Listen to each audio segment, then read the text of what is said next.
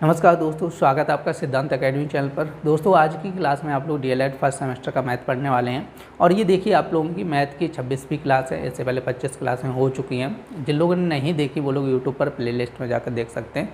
तो देखिए आज की क्लास आप लोगों के लिए बहुत ही इंपॉर्टेंट क्लास होने वाली है, तो इसलिए अंत तक जरूर देखें।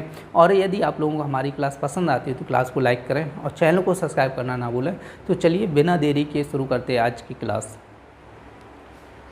तो देखिए आज की क्लास का आपका फर्स्ट क्वेश्चन कह रहे हैं कि वर्ग क्या है बताइए। तो आप लोग धर में देखो, आप जो फर्स्ट सेमेस्टर का एग्जाम होता है उसमें डेफिनेशन भी पूछी जाती है। तो यहाँ पे कह रहे हैं वर्ग क्या है, तो आप लोग धर के जिसकी सभी भुजाएं बराबर हों और कह रहे हैं तथा प्रत्येक कोण 90 डिग्री हो वर्ग कहलाता है। सभी भुजाएं कैसी होनी चाहिए, बराबर होनी चाहिए। जैसे ये भुजा सभी आपस में कैसी होनी चाहिए, बराबर होनी चाहिए। और प्रत्येक कोण कितना होना चाहिए, 90 डिग्री होना चाहिए। तो उसको हम लोग क्या बोलते हैं, वर्ग बोलते हैं। नेक्स्ट कह रहे हैं विषमबाहु त्रिभुज से आप क्या समझते हैं। तो ध्यान रखना है कि जिस त्रिभुज की तीनों भुजाओं की लंबाई अलग अलग हो तो उसको विषमबाहु त्रिभुज कहा जाता है। जैसे तीनों भुजाओं की लंबाई अलग अलग का मतलब ये हुआ कि जैसे ये 6 सेंटीमीटर है, 8 सेंटीमीटर, 10 सेंटीमीटर, तीनों भुजाओं की लंबाई कैसी होनी चाहिए, भिन्न भिन्न होनी चाहिए। तो उसको हम लोग क्या कहते हैं, विषमबाहु त्रिभुज कहते हैं। देखिए आपका नेक्स्ट क्वेश्चन कह रहा है समद्विबाहु त्रिभुज से आप क्या समझते हैं। देखो समद्विबाहु त्रिभुज मतलब क्या होता है कि जिस त्रिभुज की दो भुजाओं की लंबाई समान हो समद्विबाहु त्रिभुज कहलाता है। ठीक है, आप लोग ध्यान रखें कि जिस त्रिभुज की दो भुजाओं की लंबाई कैसी होनी चाहिए, समान होनी चाहिए। मतलब जैसे यहाँ पे कोई त्रिभुज दिया, ये भुजा और ये भुजा, ठीक है, जैसे मान चलो ये 5 है तो ये भी 5 है और ये 8 है। ठीक है, तो मतलब त्रिभुज की दो भुजाओं की लंबाई यदि आपकी समान आ रही है तो उसको हम लोग क्या कहते हैं, समद्विबाहु त्रिभुज कहते हैं। ठीक है, आप लोग ध्यान रखना है। कह रहे हैं कि समबाहु त्रिभुज क्या होता है कि जिस त्रिभुज की तीनों भुजाओं की लंबाई कैसी होनी चाहिए, समान हो। ठीक है, तीनों भुजाओं की लंबाई समान होगी तो उसको हम लोग क्या कहते हैं, आपका समबाहु त्रिभुज कहते हैं। ठीक है, तीनों भुजाओं की लंबाई कैसी होनी चाहिए, समान होनी चाहिए, तो उसको बोला जाता है समबाहु त्रिभुज। देखिए आपका नेक्स्ट क्वेश्चन कह रहा है त्रिज्यखंड का क्या अर्थ है। आपसे देखो त्रिज्यखंड की बात कर रहे हैं। कह रहे कि वृत्त की दो त्रिज्याओं तथा एक चाप से बना त्रिभुज त्रिज्यखंड कहलाता है। जैसे आप लोग समझो, जैसे वृत्त ये केंद्र हो गया, इसकी ये दो त्रिज्याएं होगी और ये जो दो त्रिज्याएं और ये चाप, ये ठीक है, इसको क्या बोला जाएगा, ये भाग, तो ये बोला जाएगा त्रिज्यखंड। इसको क्या बोलेंगे, त्रिज्यखंड बोलेंगे। ठीक है, आप लोग देखते हैं इसको क्या बोला जाएगा, त्रिज्यखंड बोला जाएगा।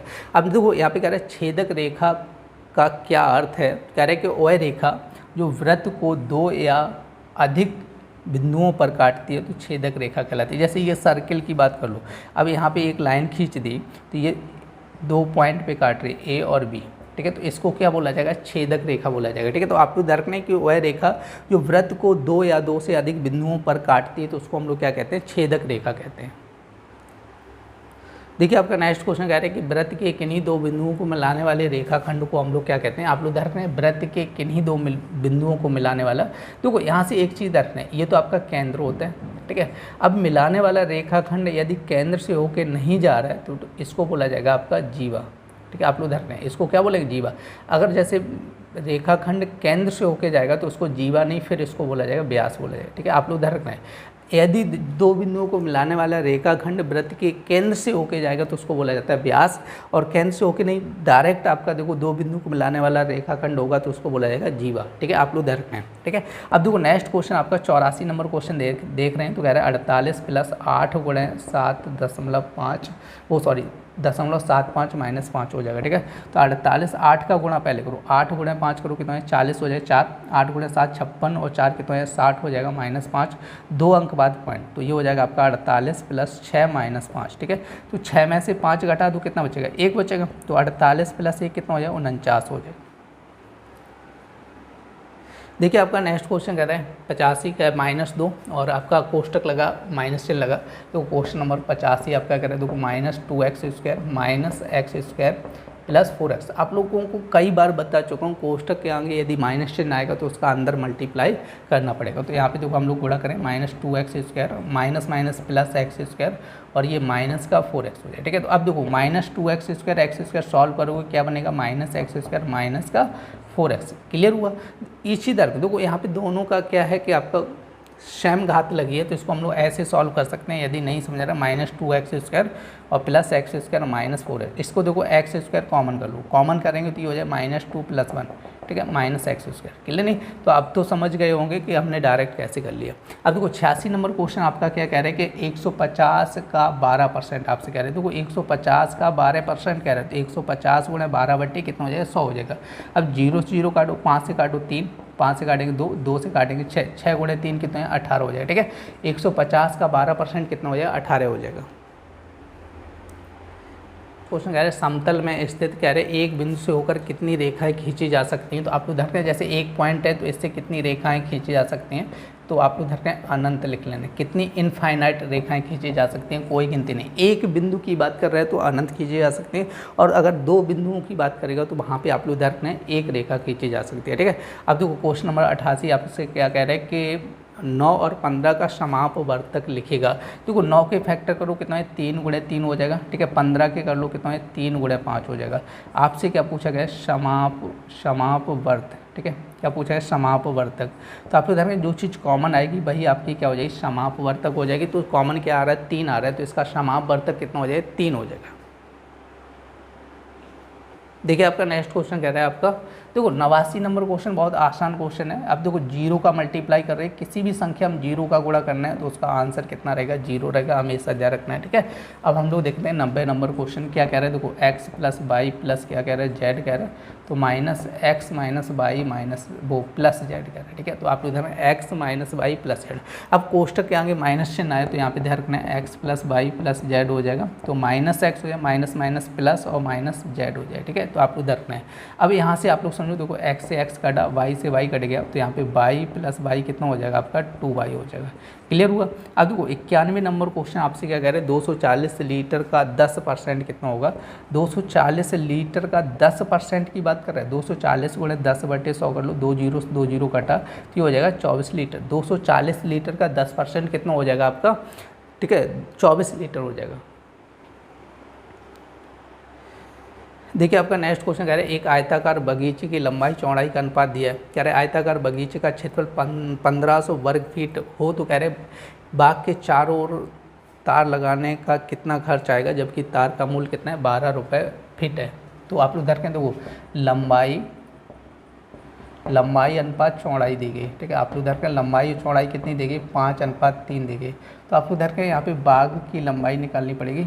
बाग की लंबाई कितनी हो जाएगी, समझो यहाँ पे 5x। देखो अनुपात में वैल्यू दी जाती है तो उसको अनुपात को अलग अलग करना है, तो कोई कांस्टेंट संख्या का गुणा करना होता है। जैसे 5:3 दिया तो 5 को अलग करना है तो 5x करना होगा। ठीक है, इसी तरह चौड़ाई इक्वल टू इसकी कितनी हो जाएगी, चौड़ाई इक्वल टू आपकी हो जाएगी 3x।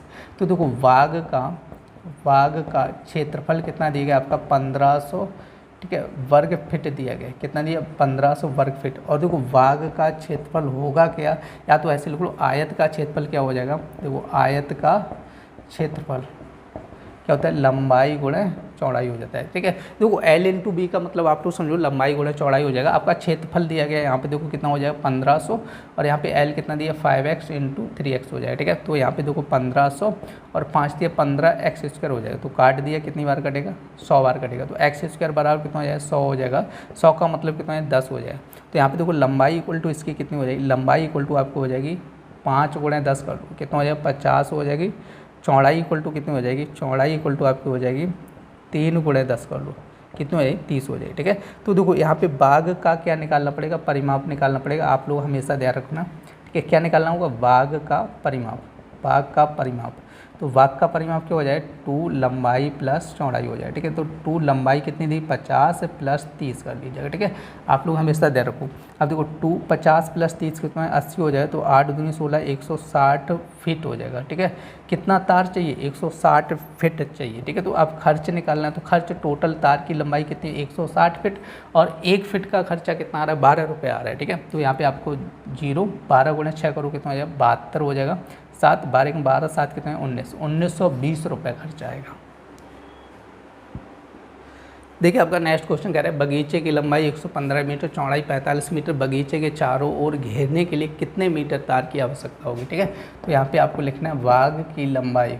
ठीक है, बाग की लंबाई इक्वल टू आपकी हो जाएगी 115 मीटर हो जाएगी। ठीक है, और यहाँ पे चौड़ाई इक्वल टू आप लोग लिखिएगा, चौड़ाई इक्वल टू आपकी हो जाएगी 45 मीटर हो जाएगी। कितनी हो जाएगी? 45 मीटर। ठीक है, तो अब देखो यहाँ पे हमें क्या निकालना है, बाघ का परिमाप निकाल लूँगा। आप लोग देख रहे हैं बाघ का परिमाप, तो परिमाप क्या हो जाता है, फॉर्मूला देखो हमेशा याद रखो, 2 लंबाई प्लस चौड़ाई। क्या हो जाएगा? 2 लंबाई प्लस चौड़ाई। फॉर्मूला हमेशा याद रखो, 2 लंबाई 115, चौड़ाई कितनी दी? 45 दी। ठीक है, तो 2 और यहाँ पे 5 5 10, 4 5 6 160, 16 दूनी 32, 320 मीटर। ठीक है, तो आप लोगों से क्या पूछा गया था कि पूरे बगीचे को घेरने के लिए कितने मीटर तार की आवश्यकता होगी, तो आप लोग देख रहे हैं 320 मीटर।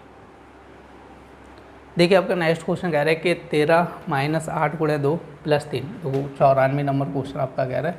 तो 13 - 8 × 2 + 3, तो देखो यहाँ पे ये दोनों प्लस के, तो 13 और 3 कितना है? 16, और 8 × 2 कितना है? 16। 16 - 16 कैंसिल हो जाएगा, कितना बचेगा? 0। देखो 95 नंबर क्वेश्चन आपका क्या कह रहा है, 8 के प्रथम 5 अपवर्त। अपवर्त आप लोगों को बता चुका हूँ, 8 का टेबल पढ़ना है। तो 8 × 2 कितना है? 16, 8 × 3 कितना है? 24, 32, ठीक है, 40 हो जाएगा। दोस्तों आज की क्लास में आप लोगों ने डीएलएड फर्स्ट सेमेस्टर का मैथ पढ़ा था। उम्मीद है आज की क्लास के सारे क्वेश्चन आप लोगों को बहुत अच्छे से समझ आए होंगे। और यदि आप लोगों को हमारी क्लास पसंद आई तो क्लास को लाइक करें और चैनल को सब्सक्राइब करना ना भूलें। तो चलिए फिर मिलते हैं ऐसी नेक्स्ट क्लास में, तब तक के लिए धन्यवाद।